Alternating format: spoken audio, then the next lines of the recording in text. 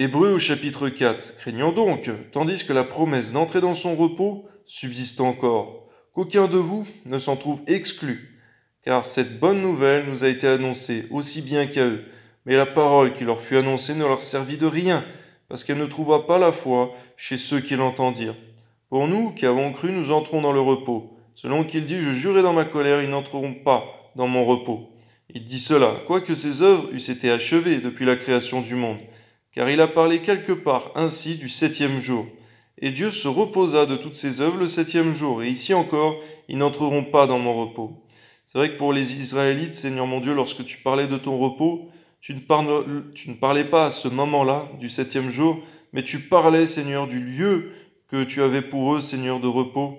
Seigneur mon Dieu, la terre promise, Seigneur mon Dieu. Eh bien, c'est vrai, ils ne sont pas entrés eux-mêmes, mais ce sont leurs enfants. Amen. Or, puisqu'il est encore réservé à quelques-uns d'y entrer, et que ceux à qui d'abord la promesse a été faite n'y sont pas entrés à cause de leur désobéissance, Dieu fixe de nouveau un jour, aujourd'hui, en disant dans David, si longtemps après, comme il est dit plus haut, aujourd'hui, si vous entendez sa voix, n'endurcissez pas vos cœurs, amen.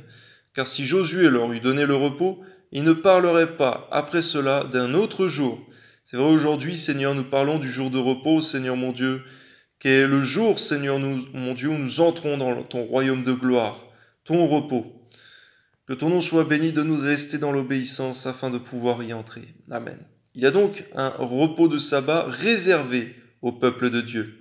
Car celui qui entre dans le repos de Dieu se repose de ses œuvres, comme Dieu s'est reposé des siennes.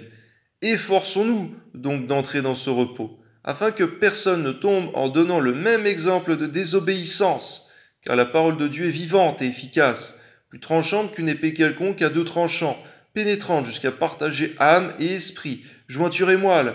Elle juge les sentiments et les pensées du cœur. Nulle créature n'est cachée devant lui, mais tout est nu et découvert aux yeux de celui à qui nous devons rendre compte. C'est vrai, Seigneur, rien ne t'est caché, tu es souverain. Amen. Ainsi, puisque nous avons un grand souverain sacrificateur qui a traversé les cieux, Jésus, le Fils de Dieu, demeurons fermes dans la foi que nous professons, car nous n'avons pas un souverain sacrificateur qui ne puisse compatir à nos faiblesses. Au contraire, il a été tenté, comme nous, en toutes choses, sans commettre de péché. Alléluia. C'est encore, Seigneur, dans les Écritures la preuve, Seigneur Jésus, que tu as marché sur la terre sans jamais pécher.